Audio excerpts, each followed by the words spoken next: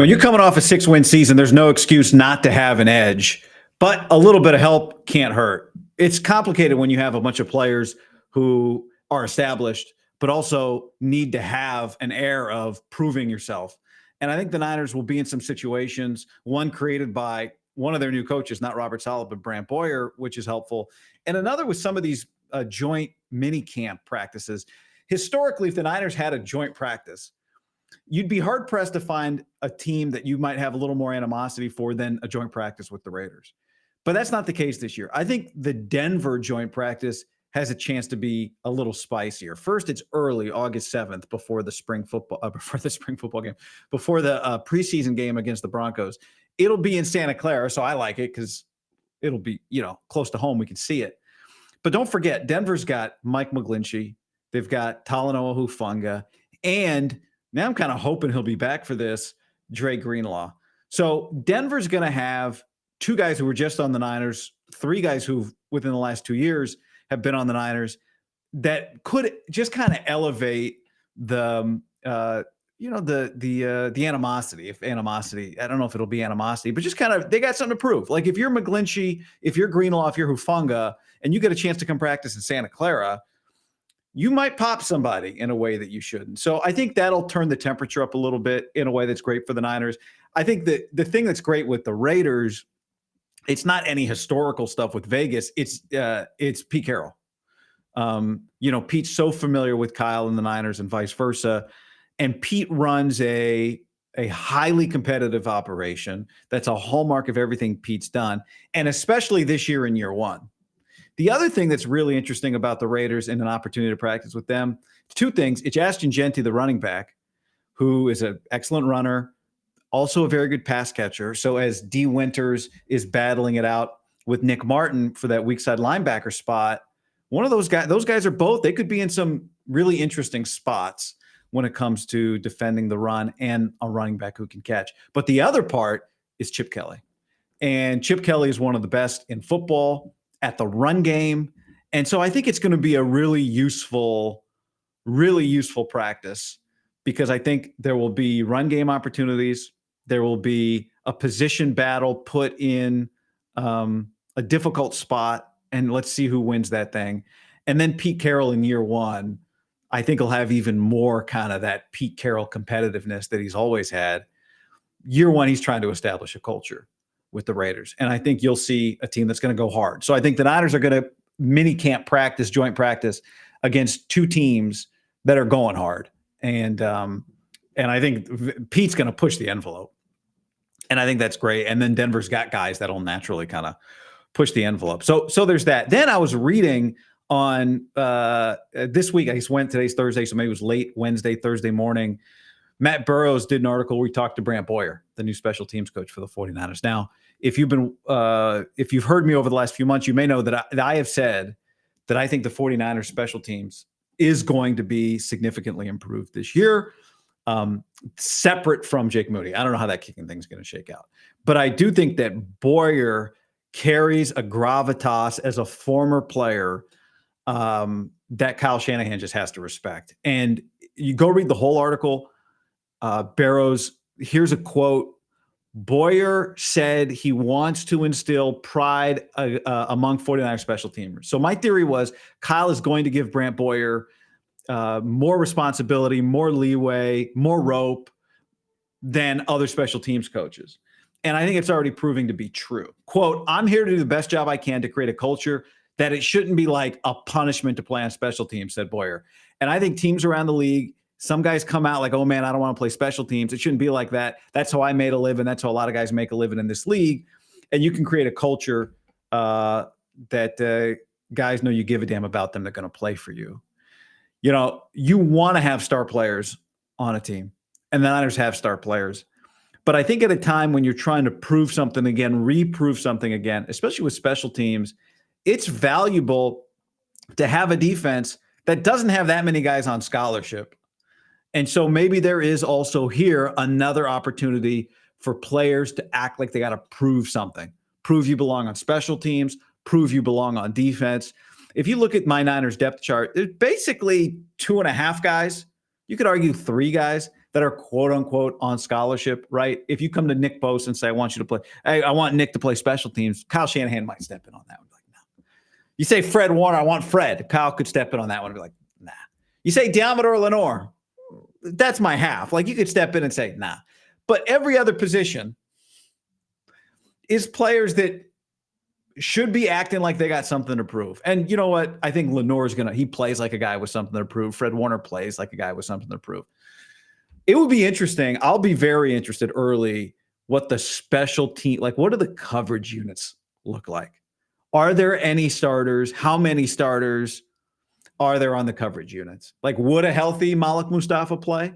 Would, you know, it would really send a message. And I'm not saying you should do it because his health is paramount, but it would send a message. Like, what if Fred Warner plays a little cover, little special teams? I think that'd be really interesting. So, again, I think Brant Boyer is going to make a difference, not just on the special teams culture, but on the team culture. You do that when you play starters or kind of near starters on special teams. You have to. There's not many roster spots, so guys got to play. But I also think it was interesting in the article from Barrows. He wrote that, you know, Shanahan's hallmark. He loves loud music at practice. Brant Boyer, old school. He's got a whistle. During special teams period, the music comes down a little bit because we got to teach these guys. They got to learn. It's a lot of communication. And they've brought in players that know Brant Boyer. I think a lot's been made of like, there are guys here who Chaz Surratt. Like, oh, is that a Robert Saleh? No, there are Brant Boyer guys on this defense. Jason Pinnock, who was on the Giants. I mean, he wasn't a Jet with Robert Saleh. Saran Neal, Chaz Surratt. These are special teams, guys that can push the envelope on special teams. And Luke Gifford, these are coverage specialists. So I think that's really critical. And I think if you're able to emphasize special teams, then you can set a baseline of culture that there is no job that isn't worth our attention. There is no dirty work too dirty for us to emphasize it. And I think that is a welcome change in this Shanahan era. You know, one other interesting thing, I did a video the other day about the receiver depth chart and how PFF Trevor Sikkema had a ranking 5th among the receiver groups because it includes like the ability to catch the ball from Christian McCaffrey. He's generational at that for a running back. And my point in that video was not about the ranking. It was that I think even a diminished 49ers receiving core, even as 5 is insane, and even if they're battling injury, I don't think offense is going to be the issue for this team. Defense is the big question. If they can raise the baseline, the floor on this defense and be a good run defense, then history tells us Kyle Shanahan's offense is just going to be good enough. But I did think it was interesting that the ESPN all quarter century team came out, and there are several 49ers on the all quarter, 25 year, we're in the year 2025. So these are the best players in the NFL in the last 25 years. And there are 3 active 49ers on this list. That is crazy. Okay. First up, nobody like this guy, Kyle Juszczyk. There's nobody like him. No fullback like him. I think it's underappreciated. I've said this for several years now. Every year or every couple of years, they bring a guy in, and it's like, see, all you need is a guy who was versatile in college. Jack Coletto is going to come in, and he'll be the next. And I like Jack Coletto was a linebacker, a fullback, H-back, and a quarterback at Oregon State, and a special teamer. It was pretty clear right away watching them in camp, like, he's not replacing Kyle Juszczyk. And I keep saying this, like, if it was so easy to have that player, a couple teams would have that guy. And there's a couple good fullbacks in the league, but nobody comes close to replacing. And here's the thing, not that many teams are looking for that guy. So like if that guy existed in college, Niners would have their opportunity to go get him. Because you'd be undrafted, be a late round guy. I mean, Juice was a 4th round guy, but nobody's finding this guy. It is. I mean, it's funny. He's a major core piece and an incredible luxury item. Like he's both. He's like an antique watch that you actually wear every day. Like you can't find another one like it, but it's a workhorse and you wear it every day. Or it's like if your go-to car was some, I don't know cars really that well, but some exclusive Aston Martin or some what are they, Gullwing Mercedes? Like, oh, you should only drive that car twice a week or twice a month, but I actually drive it every day. I know people are going to think I'm being too pro juice here, but it's just like you don't get that guy. There's not even competition for him on the all-century team. Look at this. The all-century team, the all-quarter century team has multiple guys at every position except for center and fullback. There's just not another guy like it. Left tackle, Joe Thomas and Trent Williams. Wow. Trent Williams. So Juice, Trent Williams, running back. They're all quarter century running back group. Priest Holmes. I didn't do a deep dive on this, like what I think is going to happen. That one surprised me. Number 2, Christian McCaffrey. Number 3, Derrick Henry. And then their head coach, Belichick, the OC, Kyle Shanahan, Wade Phillips, the DC, Dave Taub, the legendary special teams coach. So the Niners have active, like, look at this list. The quarterbacks, Brady, Manning, Mahomes, 2 of them are gone, right? Retired. Julio Jones, Randy Moss, Marvin Harrison, Calvin Johnson, T.O., Justin Jefferson. It's like basically one guy. Gronk, Kelsey, Gonzalez. The tight ends. Oh, Kittle's close. The offensive linemen, Lane Johnson, Willie Anderson, Zach Martin, Marshall Yanda, Alan Faneca, Steve Hudgens. This list is mostly inactive players and coaches, and the Niners have 3 active players on the all-quarters on their offense and Kyle Shanahan.